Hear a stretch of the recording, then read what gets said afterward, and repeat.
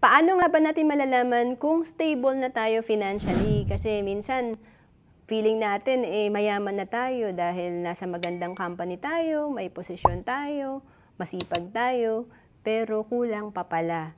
Dito makikita natin na kung ano na yung sitwasyon natin sa financial. Una, dapat okay ang cash flow natin. May maganda tayong cash flow.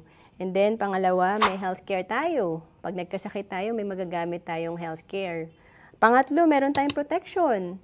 Sapat na life insurance para kung sakaling may mangyayari sa atin, may peace of mind tayo dahil may iwan tayo sa pamilya natin.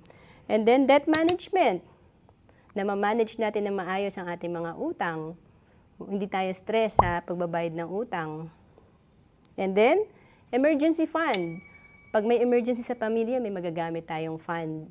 And may diversified investment tayo. To know more about savings and investment, message mo na ako sa Facebook, Roanne Celis Capistrano.